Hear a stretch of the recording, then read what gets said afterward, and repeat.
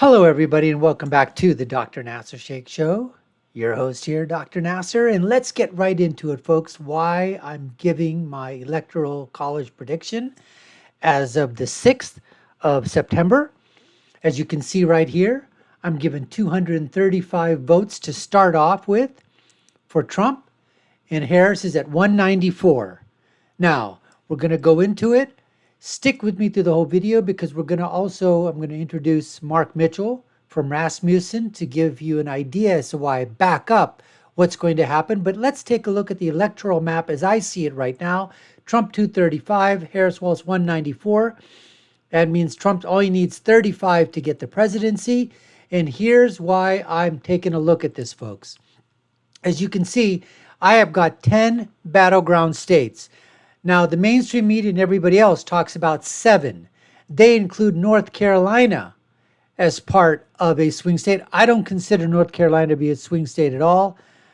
I just don't think it's even going to be competitive. It's going to be over, 4 to 5 points. Trump's going to win. So I don't even include it in mine. However, I do add 3 states that I think Trump has a chance of taking, and those are New Mexico, Minnesota, and New Hampshire. And I'll give you my reasons why. And they go in the sub-tabs that Mark Mitchell talks about through Rasmussen polling. But let me just show you what happens when Nevada, I think that's going to be, it's going to be likely Republican. Arizona, likely Republican. I think New Mexico is going to be lean. Georgia, I think it's going to be likely. Minnesota, I've got it leaning. Wisconsin, likely. Michigan, I think it leans. Pennsylvania, likely. Virginia, I think is leans. And let's give New Hampshire, it leans as well. When you put all that inside there, folks, this is what you end up with. Trump at 344, Walz stays basically at what I don't think she's going to pick up anything. Now, my reasons for this is because I really think that the electorate, as they're saying, if it's tied or, some are giving that because the RCP, and we all know there's a bunch of push polls that have been introduced into the RCP, factoring or whatever. I have a feeling that this electorate is back to 2016, where it's Trump versus a woman, Trump obviously versus now, Harris, minority, woman of color. But I'm looking at the fact that if Hillary Clinton couldn't close the deal in Wisconsin, if she couldn't close the deal in Michigan, in Pennsylvania, I just don't see how Harris is going to close the deal in these Rust Belt states that are majority white. Yes, you've got Philadelphia and Pittsburgh, in Pennsylvania. Yes, you've got the WOW counties. You've got Detroit, Wayne County in Michigan. I just don't, with the Hispanics, where Trump is leading by 10 in the battleground states at a minimum, he's got at least in the mid-20s to high 20s of the African vote, especially the black male vote. Folks, I just don't see it. I think this is a wave election that's occurring right now. They're underestimating Trump. They've always done that. I personally think that if you do the unweighting, because they weight these polls to be the electorate, and Mark will get into that with his Rasmussen thing, unweighted right now, I think Trump is +5, maybe even +6 in the electorate. That means we've seen some polls come out of Minnesota where Harris is up 1-3. New Hampshire, same thing, 1-3. New Mexico, we saw some polls that were saying that she was up by 1 or 2. So if he's up by +5 or 6, well, that's a shift of 4 to 5 points. That means I think Minnesota's in play. I think, New Hampshire's in play. Virginia's in play. Now, everybody else out there is playing it safe. I don't know if Minnesota, we don't know if New Hampshire, Virginia, forget about it, New Mexico. I'm not playing it that safe. I want to be out there. And listen, even if I'm wrong. So, suppose New Mexico, she wins. That's 5. Minnesota, that's 10. New Hampshire, 4. Virginia, 13. Even if she loses those, it doesn't matter. Would I be upset no, I wouldn't be upset at all. But I think those are going to be extreme. That would mean they were extremely close. I don't think she's winning those by 4 to 5 points.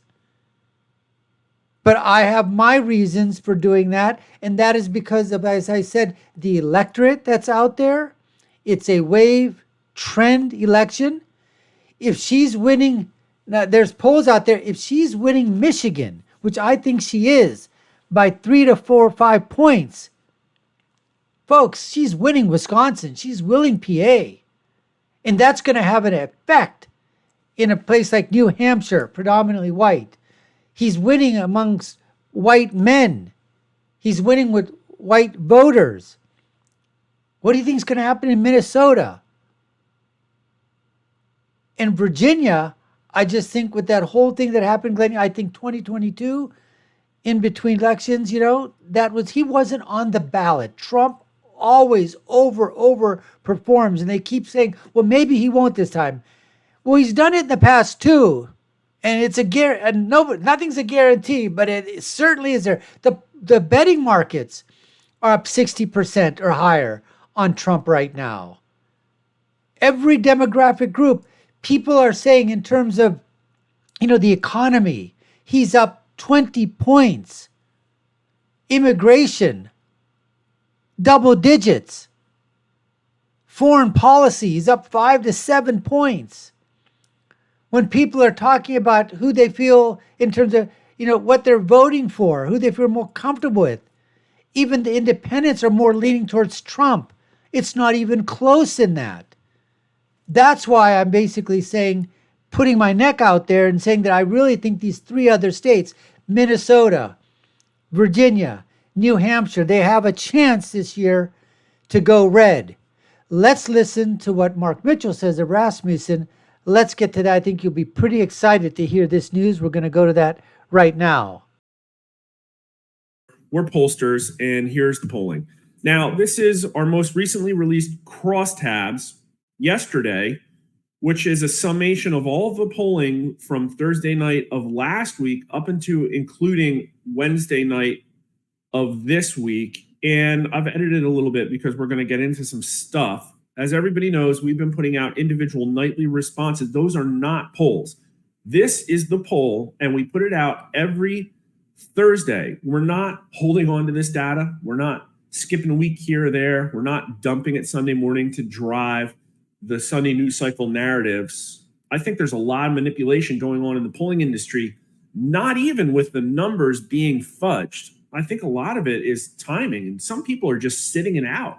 Maybe all their funding dried up. I have no idea. But there is less polling now than there was even back in June, even before the debate. And that is absolutely crazy to me. But here you go. It is a Trump 1-point race. And if you look at the unrounded numbers, it's a little bit bigger, 1.1. I was actually expecting to see a Trump +2 because I think that's where it's going to settle out at.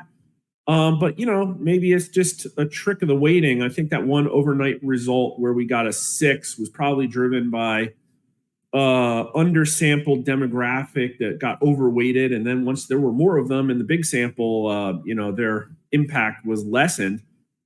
But the important thing to note here is that this is weighted to gender, age, race, party, and 2020 vote, which is what pollsters are calling the recalled vote.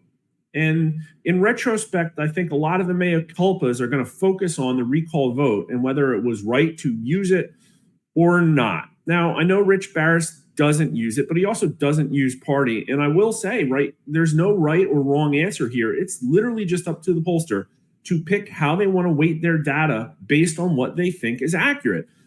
That's just the name of the game. Polling is an art, not a science. Now, what we do differently than everybody else is we're not going to change it every week to try and get the results we want, right? I think right now I have to use 2020 recalled vote because unlike the New York Times Siena, my data leans towards Trump supporters. And we're going to get into that. But let's just look at the demographics real quick. Trump's up 9 with men and down with women. This is the biggest difference in the crosstabs, but I kind of like that it's here. That's what I think is probably accurate. He's losing again now by 6 points among 18 to 39-year-olds. That's really the worst he's done for a long time, but I think this makes sense. A lot of those people, may have been impacted by August vacations, in the last week, Labor Day and all that stuff. And maybe we're swayed by some of the stuff happening on social media as far as Harris and Trump go. Trump is winning 9 points among middle-aged voters. Yep, I think that's where he should be. And he's losing among 65 and older.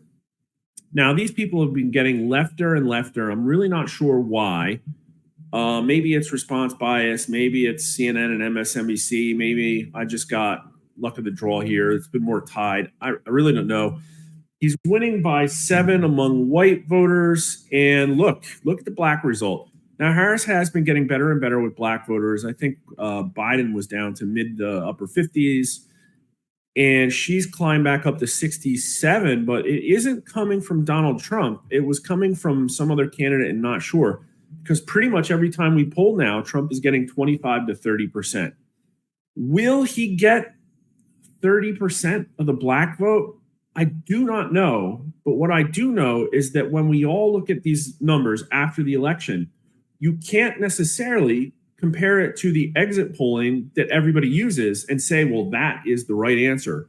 Again, polling is tuned to get top line results. There's no way that I can make sure every single one of these subsamples is going to be exactly accurate to what the outcome is, nor can any other person polling, even doing exit polling, get this exactly right. Maybe the black voters are really shy. Maybe the way they weight it, they can't, they have the same kind of limitations I do. Nonetheless, the trend in our polling is that 10 years ago, Republicans were pulling down single digits, and now Trump is getting almost 3 in 10 black voters, most likely driven by men. Same story with Hispanic voters. Trump is up 10 here, bigger than it's been in a long time and massive. And, I'm not doing Spanish language sampling here. Hispanics is only probably. So, folks, this is why I'm getting, if I'm thinking right now in my thought process and looking at all this information and deciphering, the subtabs and taking a look at the cross sections of various polls that are out there, and I'm unweighting the polls, unweighting the demographics, and I'm saying that Trump is up plus 5 to 6. As we just said here, the black vote, he's getting 29%. I would not be shocked if he even gets into the low 30s to mid 30s. And we're underestimating that black vote. And then, folks, take a look at this huge 10 points in the Hispanic. So you're talking about the Sun Belt, talking about New Mexico, Nevada, Arizona. That's where I feel, New Mexico now comes into play. I really think Virginia is going to come into play with the Hispanics. You're going to get some of that in Pennsylvania as well. Of course, that's good. I mean, I like I said, I don't consider North Carolina be in play, but that's going to be out there as well. So that's where I really feel that's how. Now, New Hampshire, obviously, being lily white, Minnesota, pretty much lily white. Virginia, obviously, more, diverse. But I still feel that with him up, with white voters and with white males, he's up, and he's going to drive those numbers up even higher. And with everything about Trump in terms of the crosstabs, where they feel more confident in terms of economy, immigration, foreign policy, who would you rather trust on most of the issues? Trump is up in, if not double digits, high singles. So when people go in there, I just can't see him saying, well, I trust Trump on the economy. I trust him on immigration. Oh, I think I'm going to pull the lever for Kamala Harris. It just doesn't work that way unless you're a total idiot.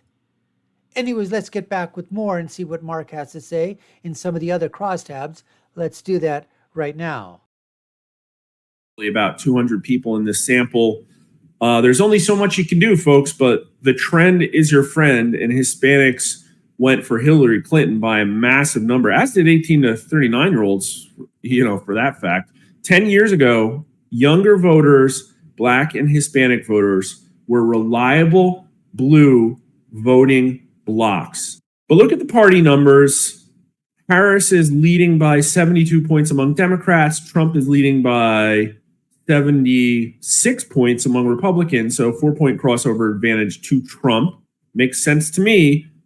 And then independents, Donald Trump is winning by 5 points, 46 to 41. Comfortable lead, but lower than it's been. I think a lot of that is because the independents moved a little bit more left as political season heated up. Whether those people are changing their mind or it's just a different mix of people in the sampling, hard to really say. The education signal and income signal are pretty interesting here. Trump is tied among high school dropouts, but he's winning. But he's winning with everybody who does not have a college degree by huge amounts, losing slightly among the college educated, losing massively among people who spent a lot of time on college campuses. Imagine that. And the income signal is pretty similar too. Trump is winning with everybody who makes under $100,000 a year. Now, usually these people are a lot more Trump supporting, not in the sample. Fascinating. But here's why I put this up. I like to be very clear with our methodology and weighting decisions, and especially if any of them change. And people have asked us, because I've put that chart up that we're going to look at today that shows all of our presidential polling going back to 2020, going back to 2016. And the truth is, we have changed our methodology. We have now included the recalled vote. Here's what the numbers would look like if I didn't have the recall vote. We've done almost all of our polling weighted to just gender, age, race, and party. And that's what we're looking at here. This is the same data set, but just without the 2020 recall vote. In my data, it goes, well, we can scroll down here and look. Here's the unweighted information. The people, just the number of people who answered our poll, half of them said they voted for Trump in 2020. Only 44% said they voted for Biden. But up here, I've weighted it so that the poll respondents are 49% Biden, 45% Trump. So I am massively suppressing Trump supporters in my poll to get to a situation where Trump is +1. New York Times Siena, in an article by Nate Cohn, explicitly comes out and says their polling is collecting too many Biden supporters, meaning when they ask them the 2020 vote, they must get something like 55, 60, who knows, maybe 90% Biden supporters, and they've chosen not to weight it to what happened in 2020. And they use some platitudes like, well, people lie about that question in the polling. I don't buy that one. What they say is that people lie and say they voted for the person who won the election. And so in this case, they're saying, well, Trump supporters would say they voted for Biden, and so it'll screw up. I don't buy it one iota. Biden was an unpopular president.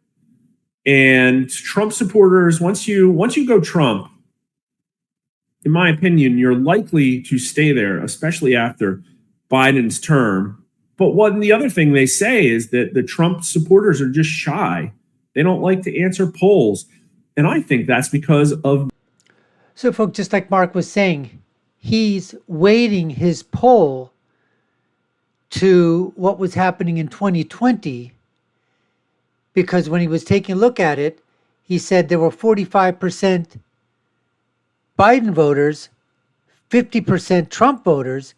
He wants to weight it so that there's 49% Biden voters, suppressing in his weighted aggregate the polling data.